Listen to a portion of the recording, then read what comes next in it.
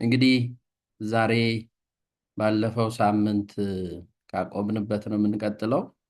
ክርስቲያናዊ ተጋድሎ የሚል እየተመለከትን ያለ ነው። በክርስቲያናዊ ሕይወትና ስነ ምግባር ትምህርት ስር ያለ ራሱን የቻለ ክፍል ነውና ዛሬም እግዚአብሔር አምላክ እንደፈቀደ የተወሰኑ ነጥቦችን እንመለከትና እንቆያለን። እግዚአብሔር አምላክ ከሁላችን ጋር ይሁን። ባለፈው ሳምንት የተመለከትናቸው ነጥቦች አሉ እናንተም እንድታስታውሱ ነውና ክርስቲያናዊ ተጋድሎ ምን ማለት ነው የሚለውን ተመልክተናል። በዛ ውስጥ ደግሞ ምን ምን ይገኛል የሚለውንም አንድ ሁለት ሶስት ነጥቦችን አንስተን በደንብ ተመልክተናልና ያው እናንተም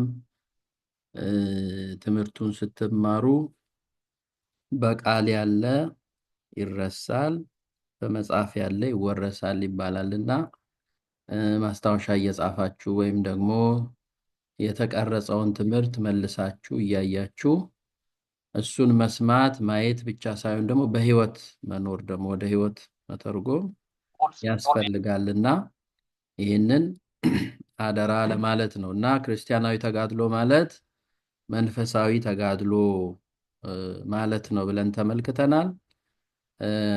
በዛ ውስጥ ደግሞ ከፈቃደ ስጋ ጋር የሚደረግ ውጊያ ነው ብለናል።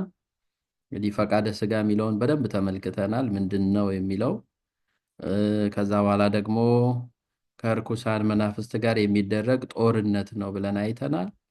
እነዚህን ሁሉ ካየን በኋላ ነው የክርስቲያናዊ ህይወት መሰረታዊያን የሚባሉትን ደግሞ ዛሬ እናያለን እና ከቃሉ ነው የምንነሳው። ክርስትና የሚለው ቃል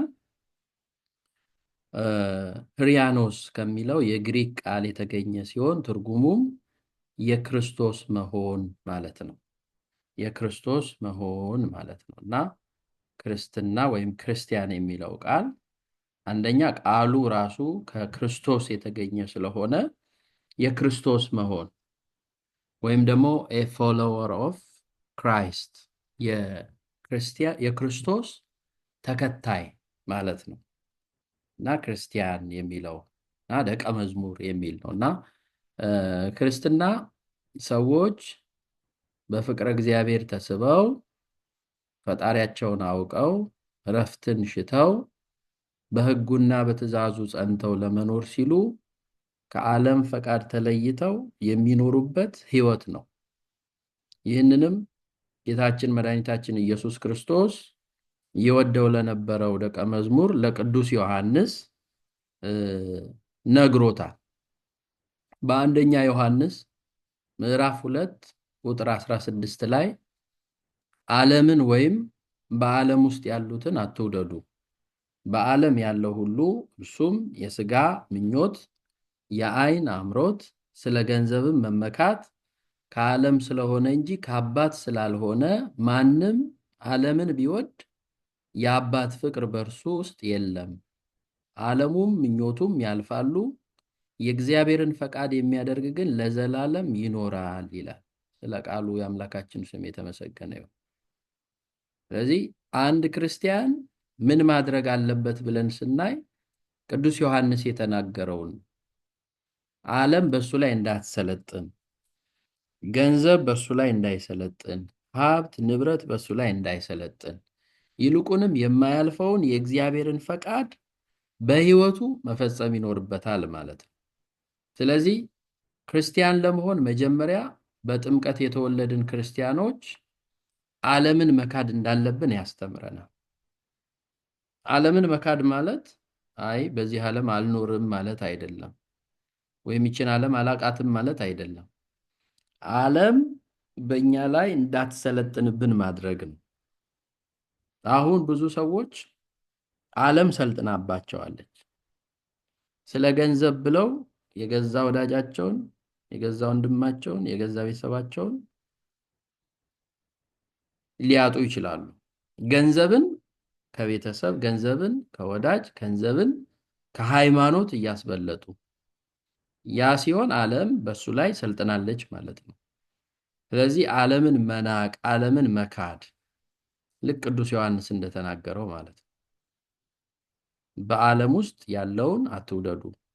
በዓለሙ ያለው ሁሉ የሥጋ ምኞትና የዓይን አምሮት፣ ስለ ገንዘብ መመካት ከዓለም ስለሆነ እንጂ ከአባት ስላልሆነ፣ አባት የሚለው እግዚአብሔርን ነው።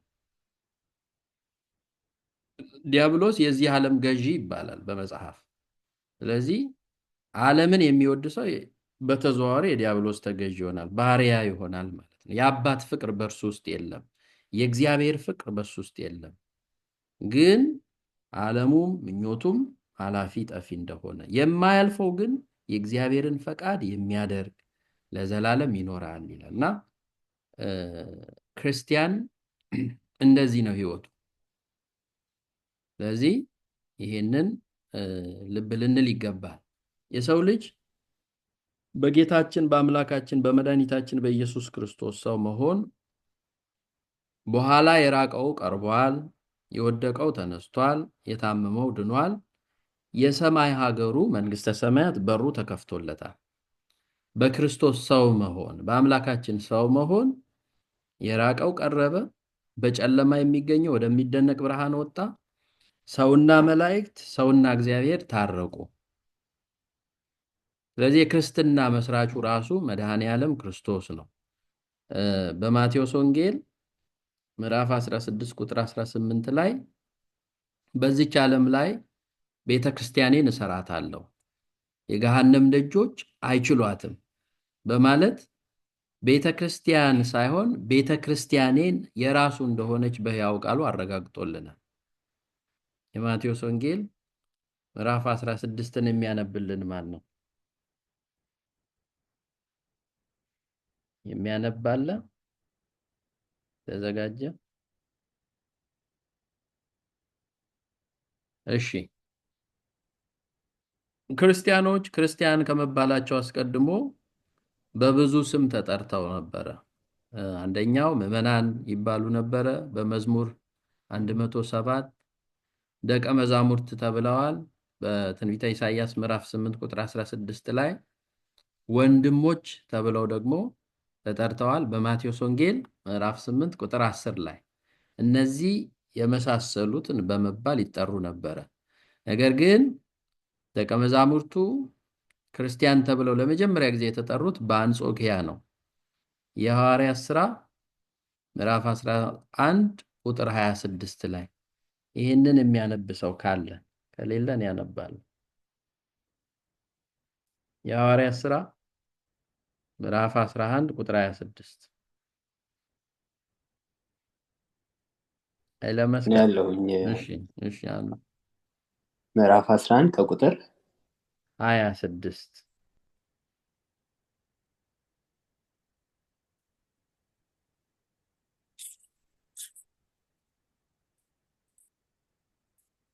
የሐዋርያት ሥራ ምዕራፍ 11 ከቁጥር 26 በርናባስም ሳውልን ሊፈልግ ወደ ጠርሴስ ወጣ። ባገኘውም ጊዜ ወደ አንጾኪያ አመጣው። በቤተ ክርስቲያንም 1 ዓመት ሙሉ ተሰበሰቡ። ብዙ ሕዝብንም አስተማሩ። ደቀ መዛሙርቱንም መጀመሪያ በአንጾኪያ ክርስቲያን ተባሉ። በቃ ቃልት ያሰማልን። የመጀመሪያው ክርስቲያን የተባሉት በአንጾኪያ ተሰብስበው ባሉበት ነው። በዚህ በሐዋርያት ሥራ ላይ ተመዝግቦ እንደምናገኘው ማለት ነው። እንግዲህ በሐዋርያት ሥራ ላይ ምዕራፍ 1 ምዕራፍ 2ን ስትመለከቱ ህይወታቸውን ይናገራል። ምን አይነት ህይወት ይኖሩ እንደነበረ፣ በአንድነት ሆነው ይጸልዩ ነበረ፣ አንዲት ልብ ነበራቸው ይላል። አንዲት ልብ ነበራቸው ይላል እና እንኳን ይቅርና ያላቸውን ገንዘብ ንብረት እንኳን በአንድነት በሐዋርያት ስር አድርገው እየሰበሰቡ ለሐዋርያት እያመጡ ይሰጡ ነበረ። የተቸገረ እንኳን ካለ ከዛ ከተሰበሰበው ላይ ለተቸገረ ይሰጥ ነበር። ይሄ የመጀመሪያዎቹ ክርስቲያኖች ህይወታቸው ይህንን ይመስል ነበር።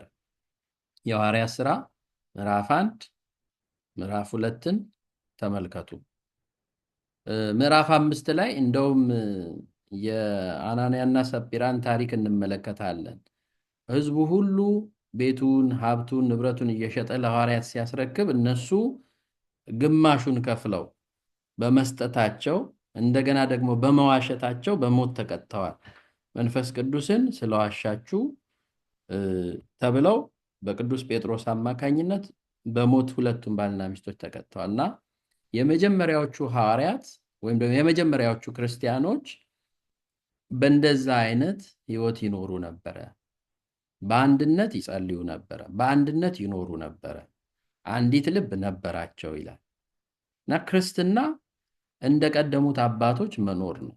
እና በዙሪያቸው የነበረው ህዝብ በክርስቶስ ስም ተሰባስበው የሚኖሩትን እውነተኛ የቅድስና ኑሮ ፍጹም ፍቅራቸውን በስሙ የተሰበሰቡትም ስለ ኢየሱስ ክርስቶስ ዘላለማዊ አምላክነት ለሰው ልጅ ሲል ወደዚህ ዓለም መምጣቱን፣ መወለዱን፣ መሞቱን፣ መነሳቱንና በክብር ማድረጉን ዳግም ለፍርድ እንደሚመጣ በታላቅ ትጋት ይነጋገሩ ያስተምሩ ነበርና ይህን ያዩ ብዙ ህዝቦችም ወይም ብዙ ህዝብ በዚህ ስም ይጠሯቸው ነበረ። ምን በሚለው ስም? ክርስቲያን በሚለው ስም። እንዳትረሱ፣ ክርስቲያን በሚለው ስም። እና ክርስቲያናዊ ህይወት ለመኖር ክርስቲያኖች የሚከተሉትን መተግበር እንዳለብን የህይወት ምንጭ የሆነው መጽሐፍ ቅዱስ ያስተምረናል ይላል። የመጀመሪያው እግዚአብሔርን ማወቅ ነው። እግዚአብሔርን በሚገባ ማወቅ ትርጉም ያለው ህይወት ይሰጣል። እግዚአብሔርን በሚገባ ማወቅ ትርጉም ያለው ህይወት ይሰጣል። ትርጉም ያለው ህይወት ማለት ደግሞ የሚመስለን አንዳንዶቻችን የሚመስለን ሀብት ማፍራት፣ ንብረት ማፍራት፣ ስልጣን መያዝ፣ ጥሩ መልበስ፣ ጥሩ መመገብ፣ ጥሩ ቤት መኖር፣ ጥሩ መኪና መንዳት፣ እነዚህ ምድራዊ ሆኑ ነገሮች ጥሩ ሊመስሉን ይችላሉ። ነገር ግን ትርጉም ያለው ህይወት መኖር የሚቻለው እግዚአብሔርን በማወቅ ነው። እግዚአብሔርን በማወቅ ነው። በዚህ በማቴዎስ ወንጌል በሉቃስ ወንጌል ይቅርታ ምዕራፍ 8 ምዕራፍ 19 ቁጥር 8 ላይ የአንድ ሰው ታሪክ ተጽፏል። ለዚህ ጥሩ ምሳሌ የሚሆነ እግዚአብሔርን ማወቅ ለሚለው ጥሩ ምሳሌ የሚሆነን የዘኪዮስ ታሪክ ነው። ዘኪዮስ ጌታውን ሳያውቅ የኖረበት ዘመን ትርጉም አልባ ህይወት ነበረ።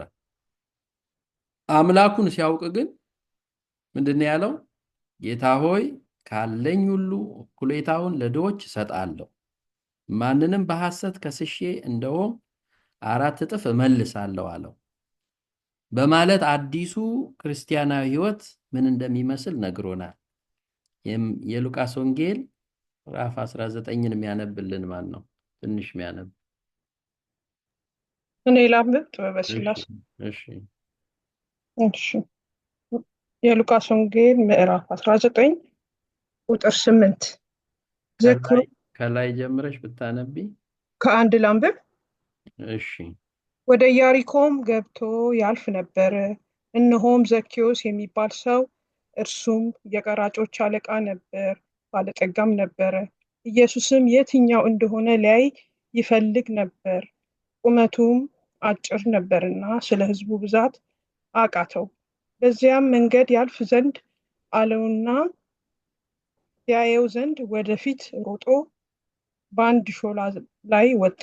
ኢየሱስም ወደዚያ ስፍራ በደረሰ ጊዜ አሻቅቦ አየና፣ ዘኪዮስ ሆይ ዛሬ በቤትህ እውል ዘንድ ይገባኛልና ፈጥነህ ውረድ አለው። ፈጥኖም ወረደ፣ በደስታም ተቀበለው። ሁሉም አይተው ከኃጢአተኛ ሰው ጋር ሊውል ገባ ብለው አንጎራጎሩ። ዘኪዮስ ግን ቆሞ ጌታን፣ ጌታ ሆይ ካለኝ ሁሉ እኩሌታው ለድሆች እሰጣለሁ፣ ማንንም በሐሰት ከስሼ እንደሆን 4 እጥፍ እመልሳለሁ አለው። ኢየሱስም እርሱ ደግሞ የአብርሃም ልጅ ነውና ዛሬ ለዚህ ቤት መዳን ሆኖታል፣ የሰው ልጅ የጠፋውን ሊፈልግና ሊያድን መጥቷልና አለው። በቃ ቃሌት ያሰማልን ስላሴ። አሁን ተመልከቱ። ይሄ ባለጠጋ የነበረ ሰው ዘኪዮስ እንደ መጽሐፉ እንደሚነግረን ቁመቱ አጭር ነበረ፣ ግን እስቲ ምን አይነት ነው ይሄ ኢየሱስ የሚባለው? ይህ ሁሉ ሰው የሚከተለው ምን አይነት ነው ብሎ ልመልከተው ብሎ ነው ወደ ሾላ ዛፍ የወጣው፣ አጭር ስለሆነ ቁመቱ። ግን ጌታችን ተመለከተው፣ እሱን ናውረድ አለው። ዘኪዮስም በቤቱ አስተናገደው፣ በደስታ ተቀበለው ነው የሚለው። እና እግዚአብሔርን ማወቅ ማለት ይሄ ነው። ለእግዚአብሔር መታዘዝ፣ እግዚአብሔርን እሺ ማለት እና ዛሬ በቤት ውል ዘንድ ይገባኛልና ፈጥነ ውረድ አለው። ፈጥኖም ወረደ፣ በደስታም ተቀበለው ነው። ከዛ በኋላ ተለወጠ፣ ህይወቱ ተለወጠ። እግዚአብሔርን ሲያው ቀራጭ ነበረ። በዛ ህይወት ውስጥ ብዙ ያሳለፈው ነገር አለ። ነገር ግን እግዚአብሔርን ካወቀው በኋላ ምንድን ያለው? ካለኝ ሁሉ እኩሌታውን ለድሆች እሰጣለሁ፣ ማንንም በሐሰት ከስሼ እንደሆነ 4 እጥፍ እመልሳለሁ። ይሄ ክርስቲያናዊ ተጋድሎ ነው። ክርስቲያናዊ ተጋድሎ ነው። ለእግዚአብሔር እሺ ማለት፣ ለእግዚአብሔር መገዛት፣ እግዚአብሔርን ማወቅ። ከዛ በኋላ ምንድን ያለው ጌታችን? ለዚህ ቤት መዳን ሆኖለታል።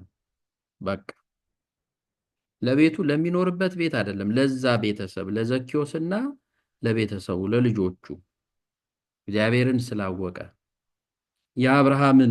የአብርሃምን ስራ ስለሰራ የአብርሃም ልጅ ነውና አብርሃም እንግዶችን በመቀበል እንግዶችን በማስተናገድ እግዚአብሔርን በእምነት በመከተል ልጁን እንኳን እስከ መሰዋት ለእግዚአብሔር ታማኝ የሆነ ለእግዚአብሔር ታዛዥ የሆነ አርከ ምዕመናን የሚባል አርከ እግዚአብሔር የሚባል የእግዚአብሔር ወዳጅ የሚባል ነውና ዘኪዮስም በቤቱ ለሱም ለቤቱም መዳን ሆነለት። እና እግዚአብሔርን ማወቅ ማለት እንደ ዘኪዮስ ነውና ይሄ ክርስቲያናዊ ህይወት ምን እንደሚመስል በዘኪዮስ ህይወት ውስጥ እንመለከታለን ማለት ነው። እና እግዚአብሔርን ማወቅ አንዱ ክርስቲያኖች ሊከተሉት ከሚገባው ወይም ሊተገብሩት ከሚገባው በህይወት ሊኖሩት ከሚገባው ነገር አንዱ እግዚአብሔርን ማወቅ ነው። እግዚአብሔርን ማወቅ ታሪክን ይቀይራል። ሰዎች እግዚአብሔርን ሲያውቁ ዘማዊ የነበረው ድንግል ይሆናል። ዘረኛ ወገንተኛ የነበረው ሁሉም በክርስቶስ አንድ አድርጎ የሚያይ ፍትሃዊ ይሆናል። አሳዳጅ የነበረው ደግሞ ስለ ክርስቶስ ተሳዳጅ ይሆናል። እንደ ቅዱስ ጳውሎስ ክፉ የነበረው ደግ ይሆናል። ዘፋኝ የነበረው ዘማሪ ይሆናል። ነፍሰ ገዳይ የነበረው የሰው ህይወት የሚያድን ይሆናል። ለዚህ ቅዱስ ጳውሎስ ጥሩ ምሳሌ ነው። ቅዱስ ጳውሎስ አስቀድሞ ለኦሪት ህግ ይቀና የነበረ፣ ክርስቲያኖችን ያሳድድ የነበረ፣ እንደውም ቅዱስ እስጢፋኖስ ሰማዕቱ ቅዱስ እስጢፋኖስ ሊቀ ዲያቆናት በሐዋርያት ሥራ ምዕራፍ 7 ላይ በድንጋይ ተወግሮ ሲገደል ድንጋይ ያቀብል የነበረ አብሮ ይወግር የነበረ ነው። ቅዱስ ጳውሎስ ሳውል ይባል ነበር የቀድሞ ስሙ። ግን እግዚአብሔር ታሪክን ይቀይራልና ያንን ሳውልን ወደ ቅዱስ ጳውሎስ የቤተ ክርስቲያን መብራት፣ የቤተ ክርስቲያን መዶሻ፣ ብርሃናተ ዓለም ተብለው የተጠሩ የተመረጡት ቅዱሳን የቀደመ ህይወታቸው ጥሩ ያልነበረ፣ በኋላ ግን እግዚአብሔርን ካወቁት በኋላ የተለወጠ ህይወት፣ ክርስቲያናዊ ህይወት እግዚአብሔርን በማወቅ የምናገኘው ለውጥ ነው። ይሄ የክርስቲያናዊ ተጋድሎ አንዱ ግዴታ ነው ማለት ነው። እግዚአብሔርን ማናቅ ካለን ለውጡ እንደ ቅዱስ ጳውሎስ እንደ ዘኪዮስ ከቀድሞ ህይወት ተመልሶ አዲስ ህይወትን መኖር ነውና አንዱ ክርስቲያኖች ሊያደርጉት የሚገባው የመጀመሪያው እግዚአብሔርን ማወቅ ነው። እግዚአብሔርን ማወቅና ስለ እግዚአብሔር ማወቅ ይለያያል። እግዚአብሔርን ማወቅ ራሱን የቻለ የእግዚአብሔርን አምላክነት፣ ቸርነት፣ መሐሪነት፣ ይቅርባይነት፣ ፈራጅነት ማወቅ ነው። ስለ እግዚአብሔር ማወቅ ደግሞ ሌላ ጉዳይ ነው። እግዚአብሔርን ማወቅ እምነት አለበት። ስለ እግዚአብሔር ማወቅ ግን ዕውቀት ብቻ ነው። አሁን ብዙ ሰዎች ስለ እግዚአብሔር ያውቃሉ፣ ቁጥሩን በደንብ ይጠቅሳሉ፣ መጽሐፍ ቅዱስ ላይ ሊያስረዱን ይችላሉ። እውቀት ብቻ የሆኑ ሰዎች፣ እምነት ግን የሌላቸው ብዙ ሰዎች አሉ። ስለዚህ ከእውቀት መጉደል አያስፈልግም፣ ከእምነትም መጉደል አያስፈልግም። ስለ እግዚአብሔርም ማወቅ እግዚአብሔርንም ማወቅ ያስፈልጋል። ሁለቱ የሚለያዩ ስለሆኑ ነው። ጳውሎስ ወይም ሳውል ስለ እግዚአብሔር ያውቅ ነበረ በኦሪቱ፣ ግን እግዚአብሔርን ያወቀው በብርሃን አምድ ከተመታ በኋላ ነው። ለምን ታሳድደኛለህ? የምታሳድደኝ እኔ የናዝሬቱ ኢየሱስ ነኝ ብሎ አይኑ ከታወረ በኋላ፣ አይኑ ከበራለት በኋላ እግዚአብሔርን አውቆታል። እና እግዚአብሔርን ማወቅ አንዱ የክርስቲያናዊ ተጋድሎ መሰረታዊያን፣ ወይም ደግሞ አንድ ክርስቲያን ምን ላድርግ ቢል መጀመሪያ እግዚአብሔርን ማወቅ ይላል። ሁለተኛው በእምነት ማደግ ነው። ይሄ በእምነት ማደግ ነው እና ብዙዎች ክርስቲያን ተብለው ይጠራሉ፣ ጥቂቶች ብቻ በእምነት ውስጥ በጥበብ ይኖራሉ። ስለ እምነት ቅዱስ ጳውሎስ ያስተምረናል። ዕብራውያን 11 በአጠቃላይ ብናነበው በጣም ደስ የሚል ነው። ግን እምነት ማለት ተስፋ ስለምናደርገው ነገር የሚያስረግጥ፣ የማናየውን ነገር የሚያስረዳን ነው ይላል ቅዱስ ጳውሎስ። ዕብራውያን 11ን የሚያነባለን ለመስቀል አለው። እሺ፣ እስከ ስንት ላንብበው? ዕብራውያን 11 እኔ አስቆማለሁ፣ አንብብ።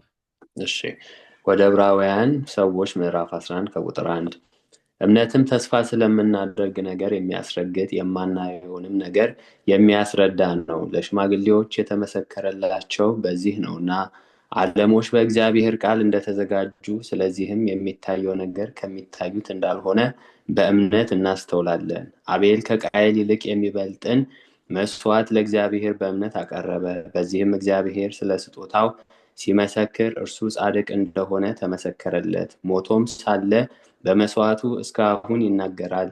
ሄኖክ ሞትን እንዳያይ በእምነት ተወሰደ፣ እግዚአብሔርም ስለወሰደው አልተገኘም። ሳይወሰድ እግዚአብሔርን ደስ እንዳሰኘ ተመስክሮለታልና። ያለ እምነትም ደስ ማሰኘት አይቻልም። ወደ እግዚአብሔር የሚደርስ እግዚአብሔር እንዳለ ለሚፈልጉትም ዋጋ እንዲሰጥ ያምን ዘንድ ያስፈልገዋልና። ኖህ ገና ስለማይታየው ነገር ተረድቶ እግዚአብሔርን እየፈራ ቤተሰቦችን ለማዳን መርከብን በእምነት አዘጋጀ። በዚህም ዓለምን ኮነነ፣ በእምነትም የሚገኘውን ጽድቅ ወራሽ ሆነ። አብርሃም የተባለው ርስት አድርጎ ሊቀበለው ወዳለው ስፍራ ለመውጣት በእምነት ታዘዘ። ወዴትም እንደሚሄድ ሳያውቅ ወጣ። ለእንግዶች እንደሚሆን በተስፋ ቃል በተሰጠው አገር በድንኳን ኖሮ ያን የተስፋ ቃል አብረውት ከሚወርሱ ከይስሐቅና ከያዕቆብ ጋር ወደ መጻተኛ በእምነት ተቀመጠ። መሰረት ያላትን እግዚአብሔር የሰራትንና የፈጠራትን ከተማ ይጠብቅ ነበርና ይላል።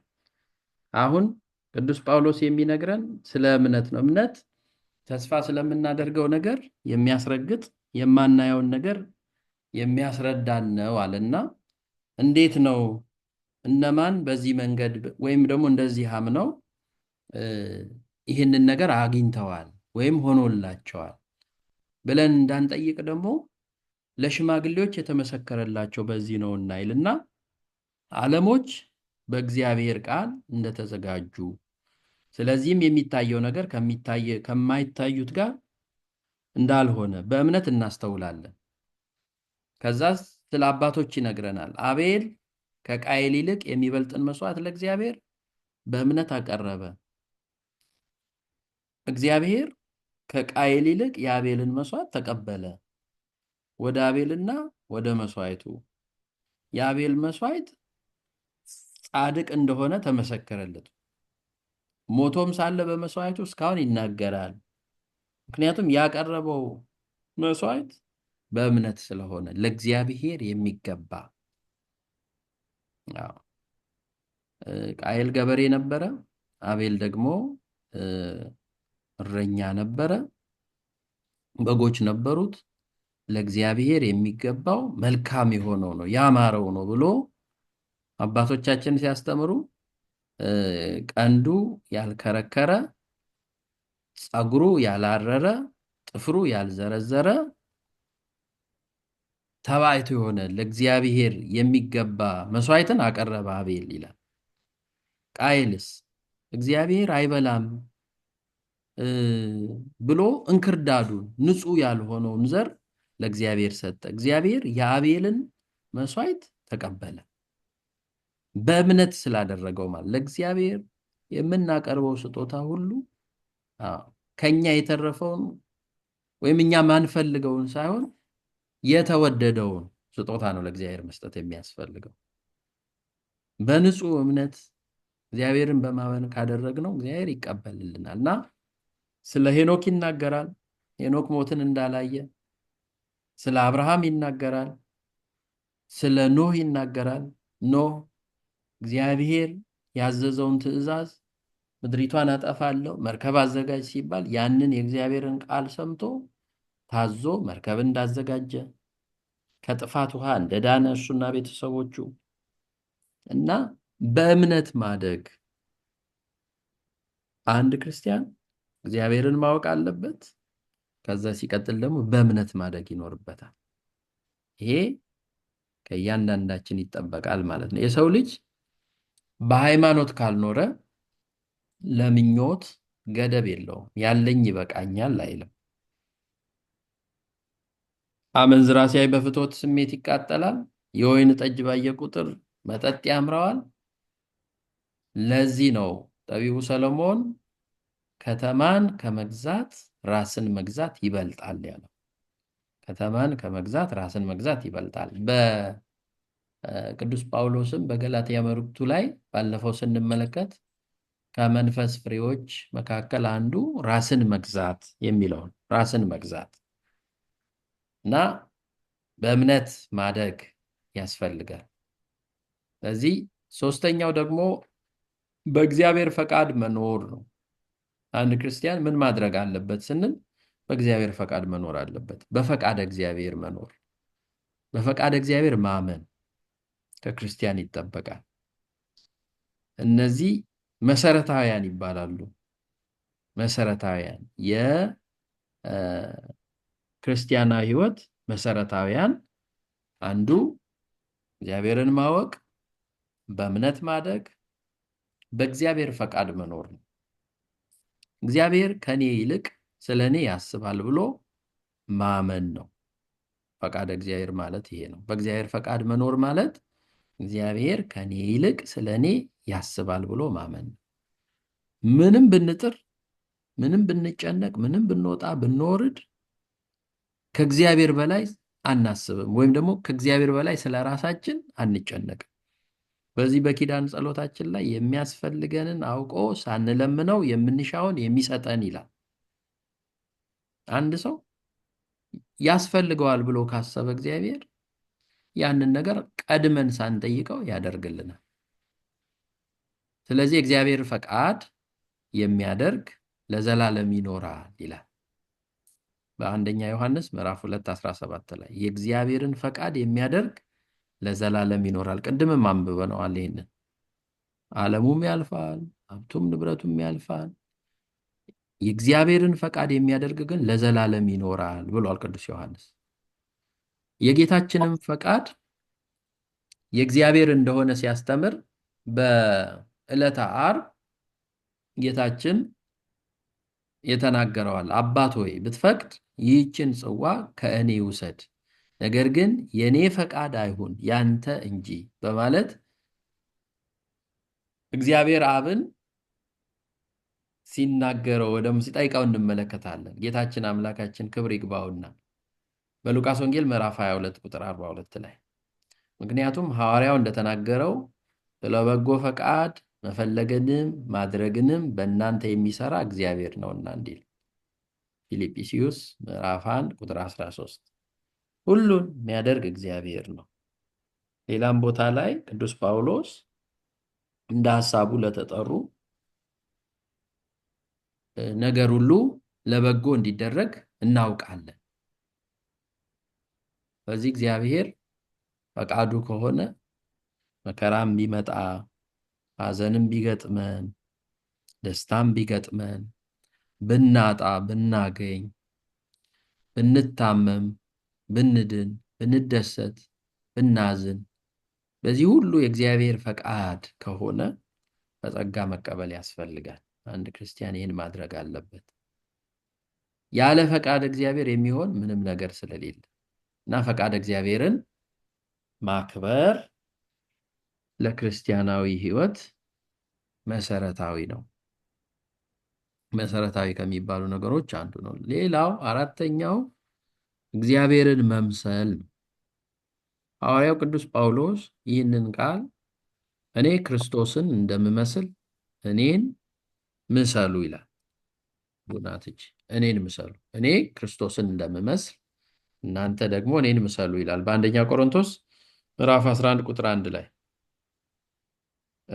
ጌታችንም አምላካችንም በኦሪት እኔ ቅዱስ ነኝና እናንተም ቅዱሳን ሁኑ፣ ቅዱስ ጴጥሮስም በመልእክቱ ላይ እኔ ቅዱስ ነኝና እናንተም በኑሯችሁ ቅዱሳን ሁኑ ብሎ እግዚአብሔር እንዲህ ይላል፣ እኔ ቅዱስ ነኝና እናንተም በኑሯችሁ ቅዱሳን ሁኑ፣ እግዚአብሔርን ምሰሉ እያለን እግዚአብሔርን መምሰል። ስለዚህ ቅዱሳን እግዚአብሔርን መስለውታል፣ እኛ ደግሞ እነሱን እንመስላለን። ወደ እግዚአብሔርን ወደ መምሰል እናድጋለን ማለት ነው። የመንፈስ ፍሬ በማድረግ የስጋን ስራ በመተው አምላካችንን መምሰል ይገባናል። ገላትያ ምዕራፍ 5 ቁጥር 18። ይህን በማድረግ ቅዱሳን ቅድስናን ገንዘብ አድርገዋል። በአንደኛ ጢሞቴዎስ ምዕራፍ 4 ቁጥር 8 ላይ እግዚአብሔርን መምሰል ግን ለአሁኑና ለሚመጣው ተስፋው ስላለው ነገር ሁሉ ይጠቅማል። እግዚአብሔርን መምሰል አሁን ለምንኖረው ህይወት ለሚመጣው ተስፋ ስለምናደርጋት መንግስተ ሰማያት ለዛኛው ይጠቅማል ማለት ነው። እግዚአብሔርን መምሰል ማለት እንደ እግዚአብሔር ሐሳብ እንደ እግዚአብሔር ፈቃድ መኖር ማለት ነው። እግዚአብሔር ሕግ ሰጥቶናል፣ ስርዓት ሰጥቶናል። በሱ ሕግ በሱ መንገድ እንድንጓዝ ማለት ነውና የክርስቲያናዊ ህይወት መሰረታዊ ነገሮች ወይም አንድ ክርስቲያን ማሟላት ያለበት እንዳትረሱ እግዚአብሔርን ማወቅ፣ በእምነት ማደግ፣ እግዚአብሔርን መምሰል፣ ቅድም ደግሞ ያየነው ምንድነው አንዱ በእግዚአብሔር ፈቃድ መኖር። አምስተኛው ፍቅር ሊኖረን ይገባል። አሁን እነዚህን አራት ነገሮች ይዘን አምስተኛው ላይ ደግሞ ፍቅር እንጨምርበታለን። በክርስትና መጀመሪያውም መጨረሻውም ፍቅር ነው። ይሄን ባለፈው ጊዜ ተመልክተናል፣ ስለ ፍቅር ተነጋግረናል። ምክንያቱም ፍቅር የሌለው እግዚአብሔርን አያውቅም፣ እግዚአብሔር ፍቅር ነውና ይላል በአንደኛ ዮሐንስ ምዕራፍ 4 ቁጥር 8 ላይ ቅዱስ ዮሐንስ። እግዚአብሔርን መስላለሁ ብንል ፍቅር ከሌለን እግዚአብሔርን አናውቀውም ማለት ነው፣ ወይም እግዚአብሔርን አንመስለውም ማለት ነው። ይሄንንም ብናነበው ደስ ይለኛል። አንደኛ ዮሐንስ ምዕራፍ 4 ቁጥር 8 ማንነውም ማንበብ የሚችል እናንተ እንድታነቡት ማድረገው ያው አብረን መጽሐፉንም እያየን እየተመለከትን እንድንሄድ ነውና ብዙ ጊዜ የሚሳተፉት ጥቂት ሰዎች ናቸውና ሌሎቻችሁም ማንበብ የምትችሉበት ሁኔታ ላይ ካላችሁ አንብቡ። እኔ ልሞክር። እሺ የዮሐንስ አንደኛ መልእክት ዮሐንስ ምዕራፍ 4 ከቁጥር 7 ጀምሮ አንብብ። አንደኛ ዮሐንስ ምዕራፍ 4 ከቁጥር 7 ከቁጥር 7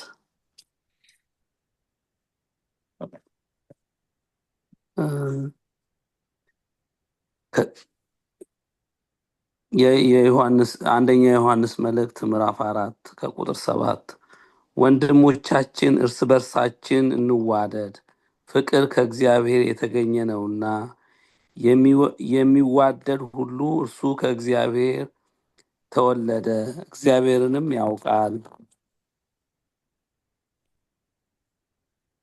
ቀጥል። ወንድሙን የማይወድ እግዚአብሔርን አያውቀውም፣ እግዚአብሔር ፍቅር ነውና። በዚህም የእግዚአብሔር ፍቅር በእኛ ላይ ታወቀ፣ አንድ ልጁን ወደ ዓለም ልኮታልና በቤዛነት እናይ ዘንድ። የእግዚአብሔር ፍቅርም ይህ ነው፣ የወደድነው እኛ አይደለንም፣ እሱ ወደደን እንጂ። ልጁንም ላከው ኃጢአታችንን ዘንድ።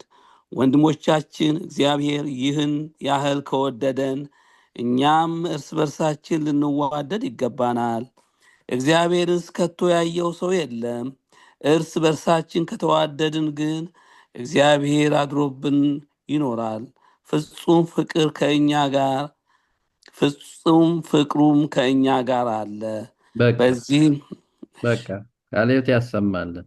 አሜን። እግዚአብሔር እንዲህ አድርጎ ከወደደን እኛ ደግሞ እርስ በርሳችን ልንዋደድ ይገባናል ካለ በኋላ ምንድነው? እግዚአብሔርን ማንም ከቶ አላየውም። እርስ በርሳችን ብንዋደድ ግን እግዚአብሔር በእኛ ይኖራል፣ ፍቅሩም በእኛ ፍጹም ሆኗል። እና እኛ አልወደድነውም፣ እሱ ወደደን። እኛ ጠላነው፣ እኛ ገፋነው፣ እሱ ወደደን፣ ፈለገን። እኛ ለመስቀል ሞት አሳልፈን ሰጠነው፣ እሱ ልጆቼ ብሎ ሰበሰበን። ስለዚህ እኛ እርስ በርሳችን የምንዋደድ ከሆነ የእግዚአብሔር ፍቅር በዚህ ይገለጣል። እግዚአብሔር ከኛ ጋር መሆኑን በዚህ እናውቃለን ነው የሚለው ቅዱስ ዮሐንስ። ስለዚህ ያለ ፍቅር ክርስትና የለም ማለት ነው። ቢኖር እንኳን ቅዱስ ጳውሎስ እንደተናገረው ከንቱ ነው። ክርስትና ነው ማለት አይቻልም፣ ከንቱ ነው። ይሄንንም ማንበብ አለብን። ከዚህ በፊት አንብበነዋል፣ ግን እናንብበው። የእግዚአብሔር ቃል ሁሌ አዲስ ስለሆነ አንደኛ ቆሮንቶስ ምዕራፍ 13 ቁጥር 1 ላይ ከዛ የተወሰነ 8 ቁጥር ድረስ የሚያነብልን ካለ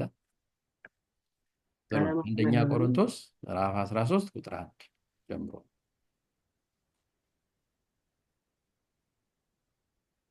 እኔ ላንብብ? እሺ። አንደኛ ቆሮንቶስ ምዕራፍ 13 ከቁጥር 1 በሰዎችና በመላእክት ልሳን ብናገር ፍቅር ግን ከሌለኝ እንደሚጮህ ናስ ወይም እንደሚንሸዋሸው ጸናጽል ሆኛለሁ። ትንቢትም ቢኖረኝ ምስጢርንም ሁሉ እውቀትን ሁሉ ባውቅ ተራሮችንም እስካፈልስ ድረስ እምነት ሁሉ ቢኖረኝ ፍቅር ግን ከሌለኝ ከንቱ ነኝ። ድሆችንም ልመግብ ያለኝን ሁሉ ባካፍል ሥጋዬንም ለእሳት መቃጠል አሳልፌ ብሰጥ ፍቅር ግን ከሌለኝ ምንም አይጠቅመኝም። ፍቅር ይታገሳል፣ ቸርነትንም ያደርጋል። ፍቅር አይቀናም፣ ፍቅር አይመካም፣ አይታበይም፣ የማይገባውንም አያደርግም፣ የራሱንም አይፈልግም፣ አይበሳጭም፣ በደልን አይቆጥርም። ከእውነት ጋር ደስ ይለዋል እንጂ ስለ አመፃ ደስ አይለውም። ሁሉን ይታገሳል፣ ሁሉን ያምናል፣ ሁሉን ተስፋ ያደርጋል፣ በሁሉ ይጸናል። ፍቅር ለዘወትር አይወድቅም። ትንቢት ቢሆን ግን ይሻራል፣ ልሳኖች ቢሆኑ ይቀራሉ፣ እውቀትም ቢሆን ይሻራል። ልቀጥል ወይስ? አዎ እስከ መጨረሻው ጮክ በል። ከእውቀት ከፍለን እናውቃለንና ከትንቢትም ከፍለን እንናገራለንና ፍጹም የሆነ ሲመጣ ግን ተከፍሎ የነበረው ይሻራል። ልጅ ሳለሁ እንደ ልጅ እናገር ነበር፣ እንደ ልጅም አስብ ነበር፣ እንደ ልጅም እቆጥር ነበር። ጎልማሳ ሆኜ ግን የልጅነትን ጠባይ ሽሬአለሁ። ዛሬስ በመስዋዕት በድንግዝግዝ እንደምናይ ነን፣ በዚያን ጊዜ ግን ፊት ለፊት እናያለን። ዛሬስ ከእውቀት ከፍዬ አውቃለሁ፣ በዚያን ጊዜ ግን እኔ ደግሞ እንደታወቅሁ አውቃለሁ። እንዲህም ከሆነ እምነት፣ ተስፋ፣ ፍቅር እነዚህ ሶስቱ ጸንተው ይኖራሉ። ከነዚህም የሚበልጠው ፍቅር ነው። እሺ፣ ቃልዮት ያሰማልን። ከሁሉም የሚበልጠው ፍቅር ነው። ከእምነትም ይበልጣል፣ ከተስፋም ይበልጣል። የሚበልጠው ፍቅር ነው። ቅዱስ ጳውሎስ እንደተናገረው ፍቅር ከሌለኝ ከንቱ ነኝ ብሏል። ስለዚህ አንድ ክርስቲያን መሰረታዊ የሆነውን ፍቅር ሊይዝ ይገባል። ክርስቲያናዊ ተጋድሎ ማለት ይሄ ነው። በፍቅር መኖር፣ በፍቅር መውጣት፣ በፍቅር መግባት፣ ጠላትን መውደድ ከዚህ ቀደም አንስተናል እና ይሄ ከአንድ ክርስቲያን ይጠበቃል ማለት ነው። ሌላው ከመስቀሉ መካፈል ነው። ከመስቀሉ መካፈል አንዱ የክርስቲያናዊ ሕይወት ለክርስቲያኖች መተግበር ከሚገባቸው ነገር መካከል መጽሐፍ ቅዱስ የሚነግረን ይሄንን ነው።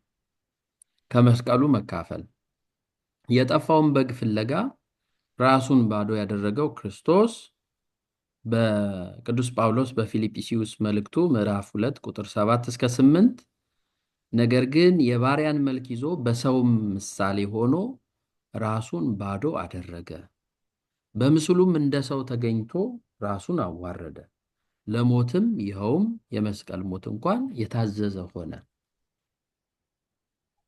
በመስቀል ስለተጠናቀቀ ክርስቲያኖች በሕይወት ዘመናቸው ከመስቀሉ ስር የተሰጠችን እናት ቅድስት ድንግል ማርያምን መውሰድ ይገባቸዋል ማለት ነው። እዚህ በዮሐንስ ወንጌል ምዕራፍ 19 ላይ ከመስቀሉ መካፈል ማለት ይሄ ነው።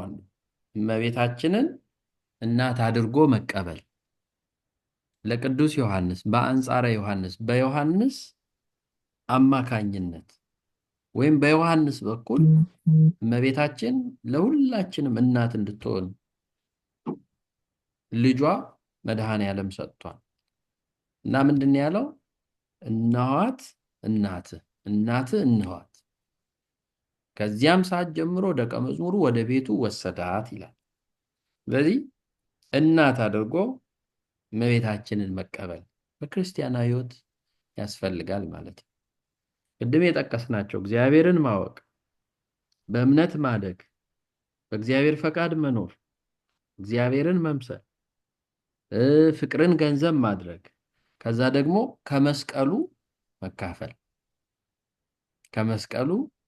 መካፈል እናቱን እናት አድርጎ መቀበል በጸሎቷ፣ በአማላጅነቷ፣ በእናትነቷ በተሰጣት ጸጋ አምኖ ያንን ተጠቃሚ መሆን ይሄ ከአንድ ክርስቲያን ይጠበቃል ማለት ነው። እዚሁ ላይ ደግሞ ሌላው ትልቁ ነገር ከመስቀሉ መካፈል ማለት በዮሐንስ ወንጌል ምዕራፍ 6 ቁጥር 56 ላይ ሥጋዬን የሚበላ ደሜን የሚጠጣ በእኔ ይኖራል እኔም በእርሱ እኖራለሁ ባለው አምላካዊ ቃል ታምኖ ያንን አምላካዊ ቃል መፈጸም ማለት ነው። የተቆረሰውን ቅዱስ ሥጋ መብላት፣ የፈሰሰውን ክቡር ደም መጠጣት ከእያንዳንዱ ክርስቲያን ይጠበቃል። ይህ ሁሉ ሲሆን ለዘላለም በሕይወት እንኖራለን እና አንድ ክርስቲያን አሁን እኛ ራሳችን ማለት ነው አንድ ክርስቲያን እላለሁ ያው እኛ ራሳችን ምን ማድረግ አለብን? አሁን ቅድም ባነሳዋቸው ነጥቦች ራሳችንን እንደ ቼክ ሊስት አስቀምጠን መመልከት ይኖርብናል። እግዚአብሔርን እናውቀዋለን ወይ? ማወቅ የሚለውን ተመልክተናል ቅድም ማለት ነው። እግዚአብሔርን አውቀዋለሁ ወይ? እኔ በሕይወቴ በእምነት አድጌያለሁ ወይ? እኔ ለራሳችሁ በእግዚአብሔር ፈቃድ እኖራለሁ ወይ? እኔ ማልኖር ከሆነ መኖር መጀመር ታሪክን ይቀይራል ብለን የለ እግዚአብሔር ሕይወትን ይቀይራል ብለን የለ። ስለዚህ በፈቃድ እግዚአብሔር መኖር በራስ ዓላማ፣ በራስ መንገድ፣ በራስ አስተሳሰብ ራሳችን አድራጊ ፈጣሪ ሆነን እየኖርን ከሆነ ያ ልክ አይደለም። ክርስቲያን ከሆነን በፈቃድ እግዚአብሔር መኖር እግዚአብሔር ፈቀደ እግዚአብሔር አልፈቀደም እያልን መኖር። ከዛስ እግዚአብሔርን መምሰል ቅድም እግዚአብሔርን መምሰል ምን እንደሆነ ተመልክተናል። ቅዱሳንን መምሰል ነው እግዚአብሔርን መምሰል። ከዛ ደግሞ ፍቅርን ገንዘብ ማድረግ አለኝ ወይ? ፍቅር አለኝ ወይ? በእኔ ውስጥ ፍቅር ይታያል ወይ? በእኔ ውስጥ እግዚአብሔር ይታያል ወይ? ከዛ ደግሞ ከመስቀሉ መካፈል ነው እናቱን እናቴ አድርጌ ይዣለሁ ወይ? በአማላጅነቷ በጸሎቷ ተማመናለሁ ወይ? ከዛስ ቅዱስ ሥጋውን ክቡር ደሙን እቀበላለሁ ወይ?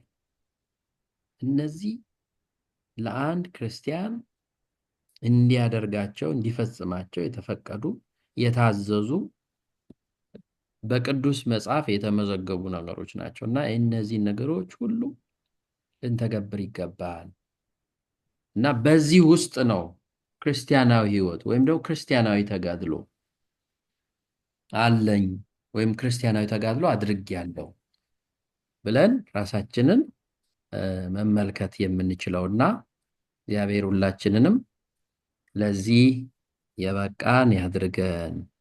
በቀጣይ ጊዜ ከክርስቲያናዊ ተጋድሎ መካከል ሌላው ጾም ነው። አሁንም ጾም ላይ ነው ያለነውና እሱን እንደዚሁ እንመለከታለን። ያስተማረን የመከረን የአባቶቻችን አምላክ እግዚአብሔር ስሙ የተመሰገነ ይሁን። በተማርነው 30 60 100 ያማረ ፍሬ እንድናፈራ አምላካችን እግዚአብሔር ይፍቀድልን። እመቤታችን የቅድስት ድንግል ማርያም አማላጅነት ከሁላችንም ጋር ይሁን። አሜን። ይቆየን። እንግዲህ የዛሬ 15 እንገናኛለን። ለመጨረሻው ጸሎት ተዘጋጁ።